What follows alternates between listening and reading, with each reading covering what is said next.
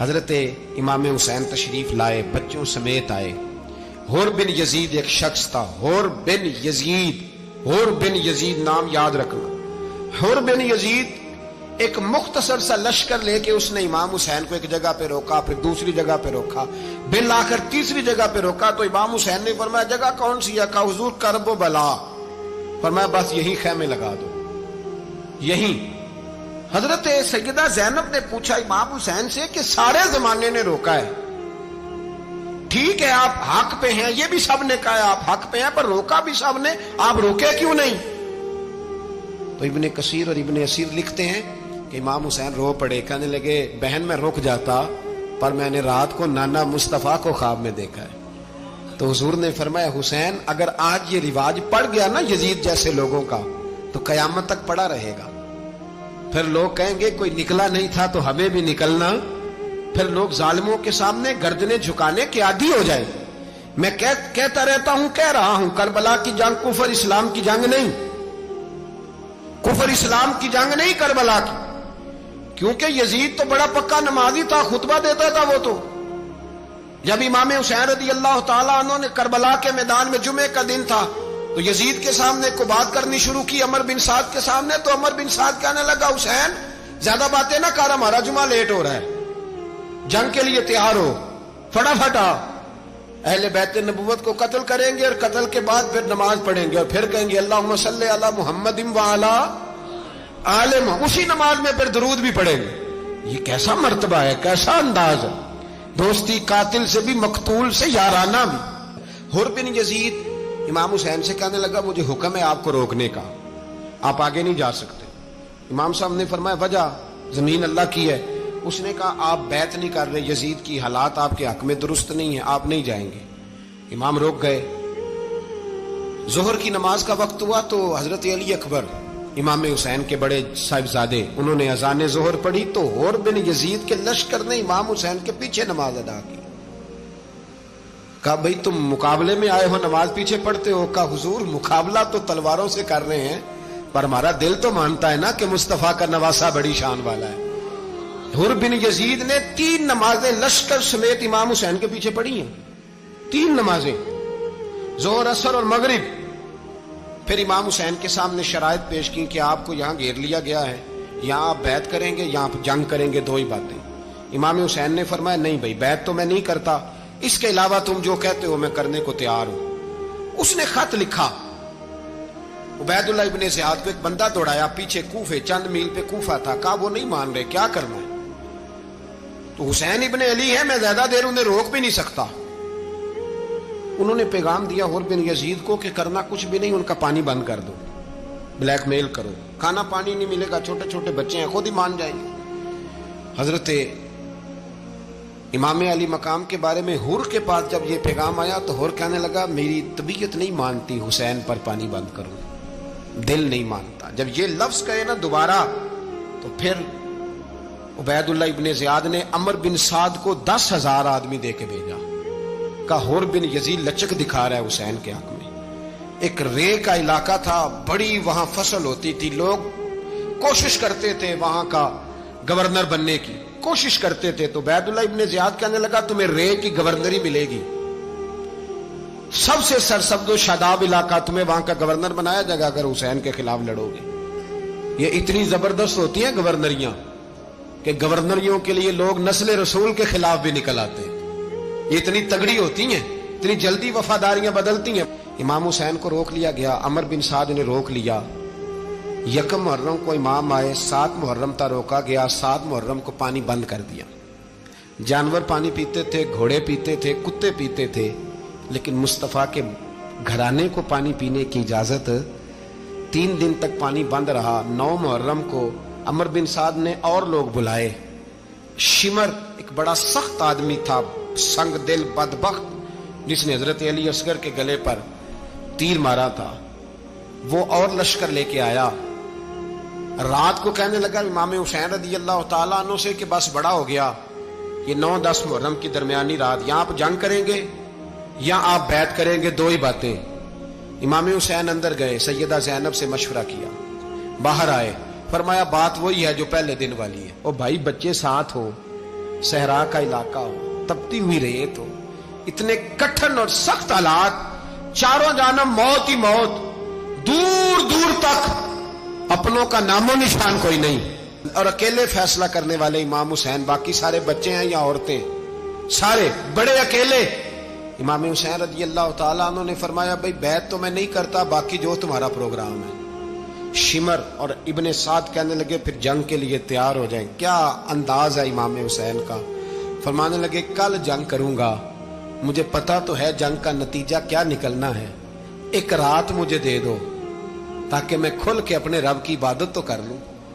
हुसैन ने जाना है, मुझे पता है कल रिजल्ट 72 और 22,000 का क्या एक रात मुझे दो, मैं मालिक से राज न्याज तो करूं, मैं गोया उससे पूछूं तो सही कि मालिक मेरे वालिद भी शहीद हैं, भाई भी शहीद हैं, नाना को भी दुखों में देखा है, तो अब मेरी बारी है, तो मालिक मैं हाजिर हूं, मुझे मौका तो दो, इसलिए कि मेरे नाना ने बदर में भी सारी रात इबादत की थी, सुबह मुझे मौका दो। और दुनिया का उसूल है जब कोई मौका मांगता है तो दिया जाता है। ये दोनों कहने लगे कोई मौका नहीं। हुर बिन यजीद पीछे से बोला, कहने लगा नहीं, बदतमीजी ना करो, हुसैन को मौका दो, तुम्हें देना पड़ेगा। मौका दिया। हुर बिन यजीद ने फिर मिन्नत की, कहा हुजूर आप मेहरबानी करें मान जाएं। फरमाया मानने वाला खाता कोई नहीं। फरमाया मानने वाला खाता, बोलिए मानने वाला खाता, ये बड़ा मुश्किल काम है भाई। जमीर का सौदा अब तो आम हो गया, बाजार लगते हैं, रेट लगते हैं, अपनी अपनी चाहतों पे लोगों ने अपने अपने अंदाज सजाए हुए। कोई आदमी बस अच्छे तरीके से नाम ले ले तो बस हम उसके पीछे चल जाते हैं। अब तो आम हो गया ये मामला। इमाम हुसैन ने फरमाया हो ही नहीं सकता, मुमकिन ही नहीं है। सारी रात इबादत में गुजरी, रियाजत में गुजरी। तहज्जुद का वक्त हुआ तो घर वालों को बुलाया, फरमाया देखना तुम्हारी सी की आवाज ना बाहर आए, खबरदार सी की आवाज ना आए। और इमाम ज़ैनुल आबिदीन से फरमाया तू बीमार है, तू जिहाद नहीं करेगा, लेकिन ख्याल रखना पीछे। और बड़ी कीमती बात बता रहा हूं, हमारी बीवियां किसी के घर मैयत हो जाए तो 4 दिन बुखार नहीं उतरता। इमाम अली मकाम ने सैयदा ज़ैनब से फरमाया तू बड़ी है, मेरी बहन है, पीछे सारे बच्चे हैं, जवान हैं, इनके हौसले तेरी जिम्मेदारी हैं। सुबह जंग का तबल बजने लगा, फजर की नमाज पढ़ी, सूरज चढ़ा, 10 मुहर्रम का दिन, जुमे का वक्त। जनाब सैयदना इमाम हुसैन रज़ी अल्लाह ताला अन्हु ने रेत पर सजदे किए, लंबे सजदे, लंबी नमाज। सूरत शम्स की आयात दूसरी रकत में पढ़ी तो सारा करबला गूंजने लगा। क्या अंदाज़े तकल्लुम था इमाम अली मकाम का। नमाज मुकम्मल हुई तो हुर बिन यजीद, अमर बिन साद और शीमर से कहने लगे वाकई हुसैन से लड़ोगे, पता नहीं कौन है। कुल्ला सालुकुम अलैहि अजरन, तुमने नहीं पढ़ा, इल्लल मवद्दत फिल कुर्बा, तुम्हारी आंखें बंद है। अल हसन वल हुसैन सय्यदु शबाब अहले जन्नह, तुम्हें नहीं पता। कहने लगा चुप कर, हुकूमत नजर आ रही है। और बिन यजीद कहने लगे फिर मेरा भी फैसला सुनो, मुझे हुकूमत नहीं चाहिए, मुझे जन्नत चाहिए, हुकूमत नहीं चाहिए। इमाम हुसैन की पहली फतह देखें, और बिन यजीद एड़ी लगा के ना यजीद के लश्कर से निकल के इमाम हुसैन के लश्कर में शामिल हो गया। और पहला शख्स जिसने इमाम हुसैन को रोका, इमाम हुसैन के नाम पर पहला सर भी इसी शख्स ने कटाया है। लेकिन यजीद की कब्र पे लानत भी कोई नहीं बरसाता, उसका महल था बहुत बड़ा।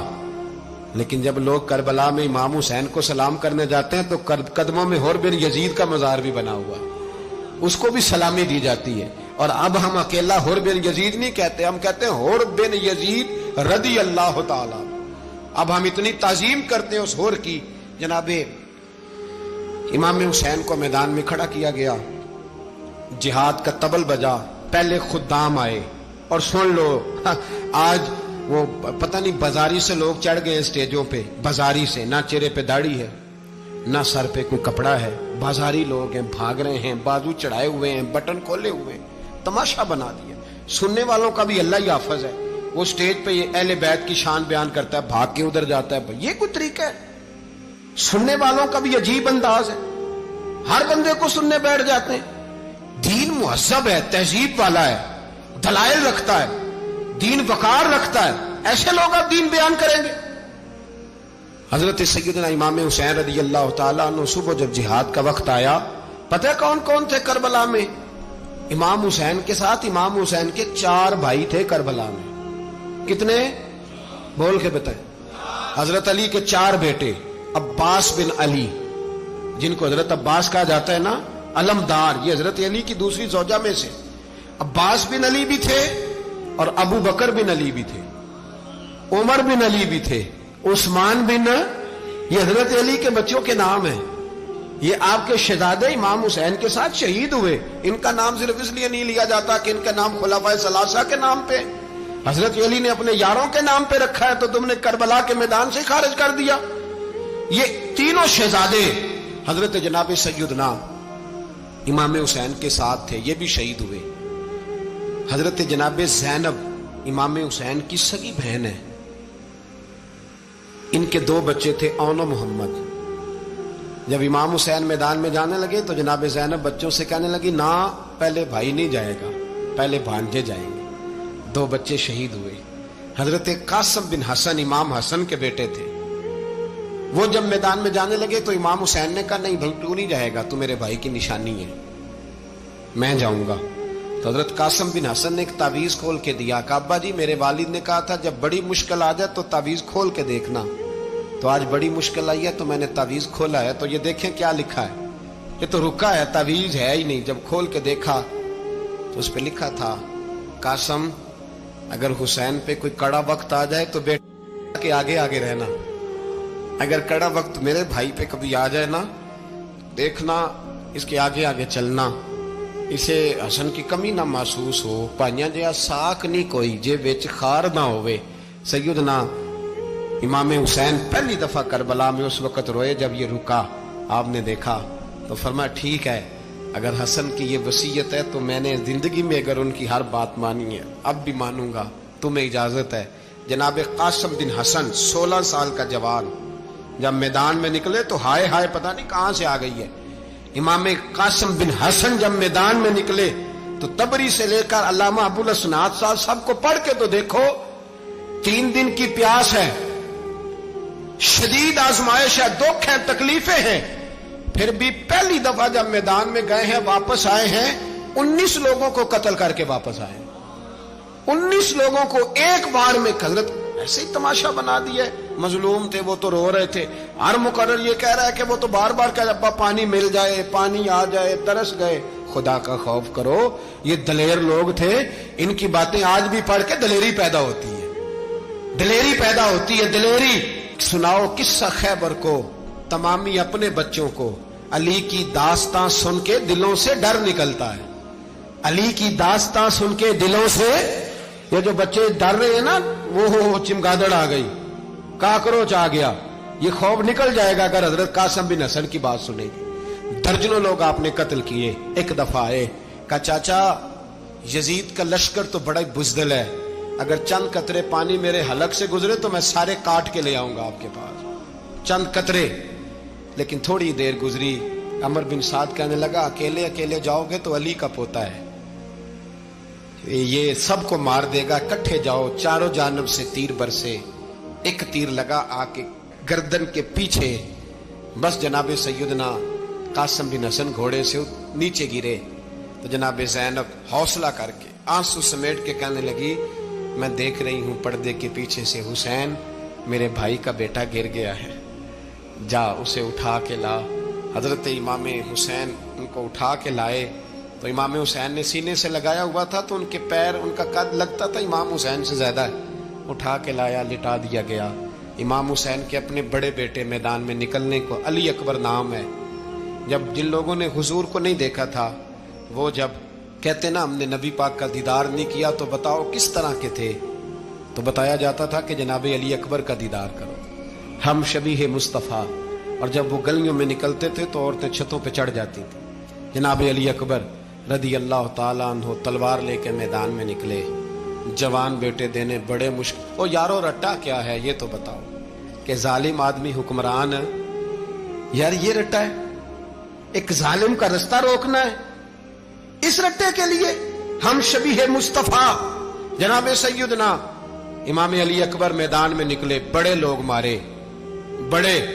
پھر ایک تیر ان کے بھی گلے میں لگا اور جب وہ گرے نا زمین پہ تو حضرت इमाम हुसैन दौड़ के आए, दौड़ के, और जब तशरीफ लाए तो उनके गले से तीर खींचा तो एक जुमला लिखा है साहिब तबरी ने, उसने हद कर दी। कहने लगे तीर खींचा तो इमाम हुसैन की आंखों में आंसू आए। कहने लगे काश जनाब इब्राहिम आज मेरे सामने होते तो मैं उन्हें कहता कि आपने तो बेटा ज़िबा करते वक्त आंखों पे पट्टी बांधी थी, देखो मैं खुली आंखों से बच्चे ज़िबा कर रहा, खुली आंखों। काश जनाब इब्राहिम खलील होते तो उन्हें कहता। जनाब अली अकबर भी शहीद हुए। हजरत अली असगर को तो अचानक उठाया था इमाम हुसैन, बाहर निकले तो गर्दन पे तीर लगा तो 6 महीने का बच्चा वो भी शहीद हुआ। खून उछाला आसमान की तरफ तो कहा मौला देख ले, मैंने 6 महीने वाला भी नहीं बचाया, वो भी दे दिया है। फिर हजरत अब्बास को बेटियों ने कहा कि अब ना, कुछ कहते हैं पहले शहीद हुए, कुछ ने लिखा बाद में, अब हमसे पानी के बगैर नहीं रहा जाता। तो जनाब अब्बास पानी का मशकीज़ा लेके निकले, बाहर निकले, एक हाथ कटा, दूसरे पे मशकीज़ा वो भी कटा। देख लो मैं पस मंजर पे हूं अभी तक, मैं बता रहा हूं कि जिहाद किसके खिलाफ था? जालिम हुक्मरान के खिलाफ, जालिम काफिर के खिलाफ नहीं, मुशरिक के खिलाफ नहीं। हजरत इमाम हुसैन रज़ी अल्लाह ताला अन्हु ने हर जगह एक ही बात की कि यजीद शराबी है तो बच्चे कटवा दूंगा, शराबी को वोट। ये एक नहीं, हर किताब में यही लिखा, हर किताब में, और हर मसलक की किताब। यजीद चूंकि मुजरे देखता है, रंडियों का नाच देखता है, बच्चे कटवा दूंगा, उसके हाथ में हाथ। इमाम हुसैन ने फरमाया चूंकि अल्लाह की हदों को तोड़ता है, हुकूकुल्लाह पामाल करता है, हुदूदुल्लाह, बच्चे कटवा दूंगा लेकिन उसके हाथ में हाथ। सारा दिन खुद मुजरा देखना और 10 मुहर्रम को 2 देगे पका के हुसैनी बन जाना, सारा साल खुद गंद मंद करना, शराबियों के साथ रहना और 10 मुहर्रम को 2 आंसू बहा के याद रखना। मैं हमेशा कहता हूं, फिर कह रहा हूं, जिसके मोबाइल में गंदे गाने हैं, गंद देखता है, शराबी कबाबी का सपोर्टर है, वोटर है, या मुजरे देखता है, आता जाता है, वो याद रखे कयामत में इमाम हुसैन का हाथ होगा, उसका गिरेबान होगा। हमसे न रकम होंगे कसीदे यजीद के, हम लोग तो हुसैन के सीरत निगार। हजरत अब्बास बाजू कटा, फिर पानी तो भर लिया था, ला ना सके, फिर गर्दन कटी तो शहीद हुए। बच्चों की भी शहादत हुई, पर जब उनका लाशा उठाया तो इमाम हुसैन कहने लगे मौला अब ना हुसैन की कमर कमजोर हो गई है, अब कमजोर हो। और भाई एक मैयत हो जाए तो 4-5 दिन तो पूरी आंखें नहीं खुलती, कैसा जर्री खानदान है। थोड़ी देर गुजरी तो इमाम अली मकाम ने पटका बांधा, सर पे दस्तार बांधी, मौला अली की तलवार पकड़ी, नबी पाक का इमामा बांधा और घोड़े पे सवार हुए तो कहने लगे ज़ैनब घर तेरे हवाले और मैं अल्लाह के हवाले, घर तेरे हवाले और मैं। और फिर इमाम हुसैन निकले, इमाम अली मकाम निकले। रावी कहते हैं कि ये जलवा पहले भी बड़े सोने थे, पर आज जो रंग देखा वो कभी नहीं देखा। क्या अंदाज था, जिधर जाते नारा लगाते तो हद हो जाते। इतने लोग इमाम हुसैन ने काटे, इतने काटे, फिर वापस पलट के आए और कहने लगे ज़ैनब जरा पर्दे के पीछे से देख तो सही मेरी बहन, इन बुज़दिलों को जुर्रत ही नहीं हो रही हुसैन के मुकाबले में आने। एक दूसरे को धक्का देते, तू जा तू जा, फिर इकट्ठे वार हुए। ये कौन है कटा हुआ, लिबास है फटा हुआ, ये बिल यकीन हुसैन है, नबी का नूर ऐन है। फिर चारों जानिब से तीर बरसे तो इमाम अली मकाम चूंकि नमाज का वक्त हो गया था, उतरे घोड़े से, खून बह रहा था, गर्म तरीन रेत से तयम्मुम किया, सर सजदे में रखा और जब शिमर आपकी गर्दन काटने लगा तो कहने लगे ठहर जा जरा, रब से एक बात कर लेने दे। और फिर बोले इमाम हुसैन, कहने लगे मालिक तू अब बता के हुसैन से राजी है कि नाराज है, तू बता। तो फिर एक आवाज आई, या अय्यतुहन नफ्स मुतमइन्ना इरजिई इला रब्बिकी रादियतम मर्दिया। फरमाया नफ्स मुतमइन्ना वापस आ जा, तू अल्लाह से राजी है, अल्लाह तुझसे राजी। इमाम हुसैन वहां शहीद हो गए। अब ये काफिला इमाम हुसैन का सर काट, जरा देखना गौर करना, सर काट के नेज़े पे रखा है, जिस्म करबला में पड़ा है। औरतों को घोड़ों पे बिठा के ले जाया गया यजीद के दरबार में। यजीद पहले उबैदुल्लाह इब्ने ज़ियाद ने बदतमीजी की, फिर यजीद ने की। सऊदी अरब का एक मौलवी बोल रहा था, सऊदी अरब का, उनसे भी बड़ा इश्क है, जिसने तकरीर सुननी हो मेरे पास है। हमें लोग मशवरे देते हैं कि जो यजीद को अच्छा कहे और हुसैन को बागी कहे उसको हम इमाम मान लें। اس بے شرم بے حیا کو جو نبی پاک کے گھرانے کے بارے میں بکے، اسے امام سعودی عرب میں مسجد نبی میں درس دینے والا جس نے تقریر سننی ہو میرے پاس ہے، وہ کہتا ہے یزید تو بڑا اچھا آدمی تھا، اس نے تو بڑی خدمت کی، تو میں نے اسے کہا رشتہ داری کر لیا یزید کے ساتھ، قریب ہو جا۔ شرم نہیں آتی؟ آج بھی نبی پاک کا دل دکھاتے ہو، حیا نہیں آتی، خیال نہیں آتا؟ اور لوگ گھر میں بیٹھ کے باتیں کرتے ہیں، کہتے ہیں جی جو بیت اللہ میں ہو وہ بھی برا ہو سکتا ہے۔ بیت اللہ میں تو 360 بت بھی تھے، وہ اچھے تھے۔ مدینے میں تو 360 منافق بھی رہے، پوری سورہ منافقون نازل ہوئی، وہ اچھے تھے۔ عجیب تماشا بنا دیا لوگوں نے مذہب کا۔ کہتا ہے یزید نے تو بڑی خدمت، تو عبید اللہ ابن زیاد نے قتل کیا۔ بے شرمو، اگر عبید اللہ ابن زیاد نے بھی قتل کیا تھا تو حکومت کس کی تھی؟ تو پھر یزید نے عبید اللہ ابن زیاد کو سزا کیوں نہیں دی؟ بلکہ ایک جگہ 2 گورنریاں دی اس کو، یہ حال کیا۔ بلکہ سنو کہ یزید چھڑیاں مار رہا تھا، چھڑیاں۔ امام حسین کے لبوں پہ تو نعمان بن بشیر صحابی تھے، بول پڑے، کہنے لگے یزید بدبخت، ہاتھ پیچھے اٹھا، مجھے اللہ کی عزت کی قسم میں نے سینکڑوں بار نبی پاک کو ان ہونٹوں کو چومتے دیکھا ہے۔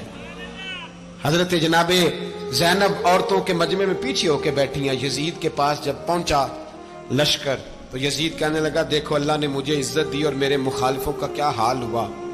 تو بی بی زینب بول پڑی، اتنے صدمے سہے پر آواز توانا ہے، جاندار ہے، جاندار۔ ہمارا کسی بندے سے جائیداد کا رٹا نہیں، ہم تو چاہتے ہیں امت اکٹھی ہو جائے، لیکن جو بندہ نبی پاک کی ماں کو دوزخی کہے، حضور کے باپ کو جہنمی کہے، یزید کو امیر المومنین کہے، اس کے ساتھ اتفاق رائے کر لیا جائے، یہ مذہب ہماری سمجھ میں نہیں آتا، بالکل نہیں آتا، قطعاً نہیں ہماری سمجھ میں آتا۔ کیسے اتحاد کر لیا جائے؟ یہاں تو میرے بھائی جو ہمارے ابا کا مخالف ہو اس سے اتحاد نہیں ہوتا، اور جو نبی پاک کے والد کو دوزخی کہے اس سے اتحاد ہو جائے۔ کہتے ہیں جی وہ جی اتنی فرقہ واریت ہو گئی، ہم کس مسجد میں جائیں؟ 60 پارٹیاں پاکستان میں رجسٹرڈ ہیں جو الیکشن لڑتی ہیں، کبھی کسی بندے کو ٹینشن نہیں ہوئی کہ کس کے پاس جائیں کس کے پاس نہ جائیں، کبھی نہیں کوئی بولا کہ اب وہ بھی کھڑا ہو گیا، وہ بھی، کوئی ٹینشن نہیں۔ مذہب کی باری ٹینشن ہو جاتی ہے، اتنا بڑا مذہب ہوتا ہے بھائی، غلط بندے بھی آ جاتے ہیں بیچ میں، تھوڑا پہچان کے چلنا پڑتا ہے صحیح کون ہے اور غلط۔ اور یہی تو ہمیں امام حسین نے بتایا ہے کہ مذہب کے اندر ہی تم نے شناخت کرنی ہے کہ بندہ ٹھیک کون ہے اور بندہ غلط۔ یہی تو کربلا ہے، یہی تو امام حسین نے بتایا، کفر اسلام نہیں، حق اور باطل۔ تو سمجھیے گا حضرت سیدہ زینب نے جب سنا نا کہ یہ کہہ رہا ہے کہ مجھے اللہ نے عزت دی، تو جناب زینب بولی، نعمان بن بشیر کہتے ہیں بی بی بولی، اتنے صدمے ہیں پر جناب زینب بولی اللہ اکبر، اس انداز میں بولی کہ پہلے قرآن مجید کی آیت پڑھی، کہنے لگی وَتُعِزُّ مَن تَشَاءُ وَتُذِلُّ مَن تَشَاءُ بِيَدِكَ الْخَيْرُ إِنَّكَ عَلَىٰ كُلِّ شَيْءٍ قَدِيرٌ۔ اور پھر کہنے لگی یزید تو بکتا ہے، کہتا ہے کہ تو عزت والا ہو گیا، یہ تیری حکومت ہے، 4 دن گزرنے دے، تجھ پہ کوئی لعنت بھی نہیں برسائے گا، اور میرے بھائی کا قیامت تک ممبروں میں اور خطبوں میں ذکر ہوا کرے گا، وقت گزرنے دے۔ جب جناب بی بی زینب بول رہی تھی تو حضور کے ایک نابینا صحابی پاس بیٹھے تھے، جناب نعمان بن بشیر کا ہاتھ ہلایا، ہلا کے کہنے لگے کیا علی آ گئے؟ تو علی کی آواز لگتی ہے، جبریل امی بول رہے ہوں جیسے، حکمت کے گوہر رول رہے ہوں جیسے، دربار دمشق میں بی بی زینب کا خطاب، منبر پہ علی بول رہے ہوں جیسے۔ میرے بھائی بس کربلا والا قافلہ تو مدینے پہنچ گیا، 3 سال یزید نے حکومت کی، شرابیں عام ہو گئیں، مکے پہ حملہ ہوا، خانہ کعبہ کا غلاف جلا، مدینے پہ اس نے حملہ کیا، 3 دن مسجد نبوی میں اس نے گھوڑے باندھے، مسجد نبوی میں صحابہ کو نکال کے اپنا اس نے امام مقرر کیا، لیکن پھر امت نے اسے قبول نہ کیا، پھر وہ رسوا ہوا اور آج تک وہ رسوا ہے۔ لیکن امام حسین کا نام کل بھی زندہ تھا اور آج بھی۔ درس یہ ہے، پیغام یہ ہے، پیغام یہ ہے، یاد رکھو موت تیزی سے آ رہی ہے، ہمارے ساتھ والے دائیں بائیں والے سب چلے گئے، اسی طرح نمبر لگے گا، ایک دن اعلان ہوگا۔ ضمیر کے قیدی بن کے زندگی نہ گزارو، بالکل نہ گزارو، یہ تھوڑی سی زندگی ہے، دنیا سجن المومن۔ حق بات کرو، حق پہ ڈٹنا سیکھو، دین سمجھو، خبردار رسول پاک صلی اللہ علیہ وسلم کے دین میں ظالم، جابر، فاسق، فاجر کی کوئی گنجائش قطع نہیں ہے۔ اپنے آپ کو سمیٹو، اپنے آپ کو سنبھالو، دین میں اپنا کردار ادا کرنے کی کوشش کرو، دین طلب کرتا ہے ہم سے کہ ہم نے دین کو کیا دیا ہے. امام حسین نے سارا گھرانہ دین کے لیے دے دیا. ہمارا جو بچہ کسی کام کا نہیں رہتا اسے مدرسے داخل کراتے ہیں. ہم نے دین اتنا کمزور کر دیا ہے کہ عالم اگر شور نہ کریں، عالم اگر شور نہ کرے، زور نہ کرے، گھٹن والا ماحول ہو گیا. مذہب کی پوزیشن کمزور کر دی. اب جہاں تک اس بات کا تعلق ہے جی فرقے ہو گئے، تو میرے بھائی یہ کوئی اتنی خطرناک بات ہے، یہ کوئی اتنا مشکل معاملہ نہیں ہے. یہ تو امام حسین نے بتا دیا تھا کہ یزید کے طور پر ایک غلط فرقہ کھڑا ہو گیا ہے، لہذا اس کا مقابلہ کرنا ہے. اس میں کوئی بری بات ہے؟ لیکن ایک سبق ہے بزرگوں کا کہ اگر سچی بات بھی نہیں کرنی تو پھر اس منبر کا حق ادا نہیں ہوتا. جو سچ بولے وہ حسینی ہے، جو ظالم کے سامنے کھڑا ہو جائے وہ حسینی ہے. جو مصلحت کوش ہو، جو کہے ٹائم نہیں، گراؤنڈ ریالٹی نہیں، حالات نہیں، طبیعت نہیں، موقع نہیں، تو ابھی امام حسین کے پیغام کو نہیں سمجھا.